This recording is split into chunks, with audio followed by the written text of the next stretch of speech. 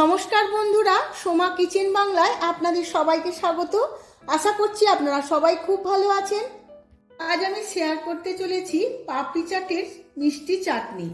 খুবই সহজ পদ্ধতিতে আজ আমি আপনাদের কাছে শেয়ার করব। আপনারা খুব সহজেই বাড়িতে পাপড়ি চাট বা সিঙ্গারার সাথে বানিয়ে নিতে পারবেন এই চাটনি। তার জন্য সম্পূর্ণ ভিডিওটি দেখতে হবে।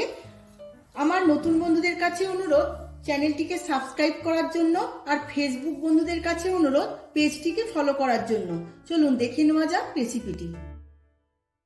পাপড়ি চাটের জন্য আমি একটা মিষ্টি চাটনি বানিয়ে নেব। তার জন্য নিয়েছি খেজুর, নিয়েছি আখের গুড়, ভাজা মশলা, লাল লঙ্কার গুঁড়ো, বিট লবণ আর সাধারণ লবণ, নিয়েছি শুকনো লঙ্কা আর সর্ষে, আর এখানে নিয়েছি পাকা তেঁতুল আর সর্ষের তেল তো লাগছে। এখানে একটা পাত্রে হালকা কুসুম গরম জল নিয়ে নিয়েছি। পাকা তেঁতুলটা এই গরম জলের মধ্যে ভিজিয়ে নেব, যাতে খুব সহজেই তেঁতুলের কাঁচটা বেরিয়ে যায়।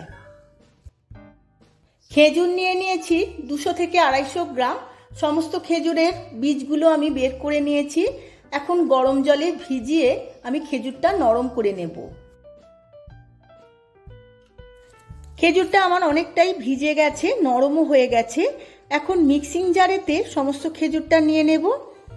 এবার অল্প একটু জল দিয়ে একটা মিহি পেস্ট বানিয়ে নেব। তেঁতুলটা ভিজে গিয়ে খুব নরম হয়ে গিয়েছিল, আমি কাঁচটা বের করে নিয়েছি। এবার ছাঁকনিতে করে আমি তেঁতুলটা ছেঁকে নেব।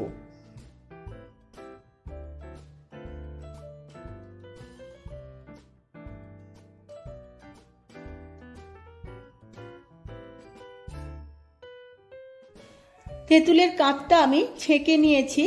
এই জলটা আমি পাত্রের মধ্যে রেখেছি, এইটা আমার কাজে লাগবে। বাকি অংশগুলো আমি ফেলে দেব। খেজুরটা আমার মিহি পেস্ট হয়ে গেছে। এবার আমি একটা কড়া বসিয়ে নিয়েছি। এর মধ্যে দিয়ে দেব 1.5 চামচ সর্ষের তেল। এর মধ্যে ফোড়নে দিয়ে দেব একটা শুকনো লঙ্কা আর 1/2 চামচ হলুদ সর্ষে। ফোড়নটা খুব ভালো করে ভাজা হয়ে গেছে। এবার দিয়ে দেব আগে থাকতে ছেঁকে রাখা তেঁতুলের জল।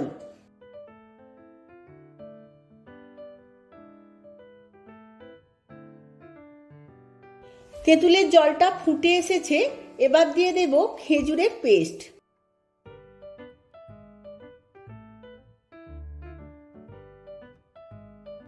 এই সমস্ত উপকরণগুলো আমি 10 থেকে 15 মিনিট খুব ভালোভাবে ফুটিয়ে নেব।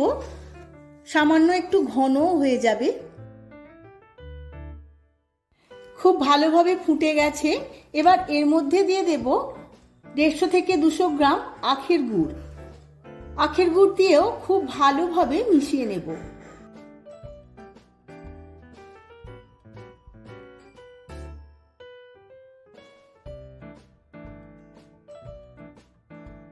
আখের গুড় দিয়ে আমি 1 থেকে 1.5 মিনিট ভালোভাবে ফুটিয়ে নিয়েছি।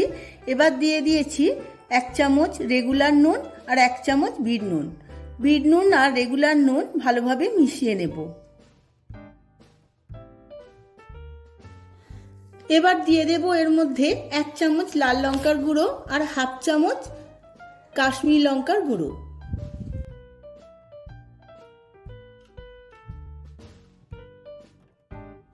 এরপরেও আমি 1 মিনিট ফুটিয়ে নেব।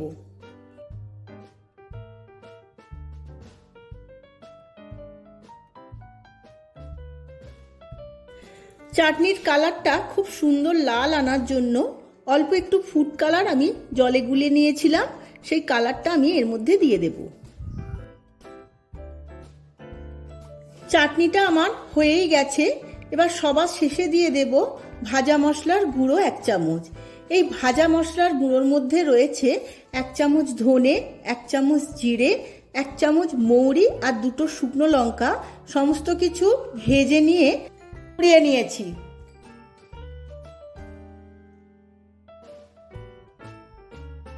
পাপড়ি চাটের চাটনিটা আমার একদম রেডি হয়ে গেছে। গ্যাসের ফ্লেমটা অফ করে দেব। কিছুক্ষণ পরে সার্ভ করে নেব ঠান্ডা করে। আমি সার্ভ করে নিয়েছি পাপড়ি চাটের মিষ্টি চাটনি। খুবই সুন্দর দেখতে লাগছে। পাপড়ি চাট বা সিঙ্গারা যে কোনো কিছুর সাথে খুবই খেতে ভালো লাগবে।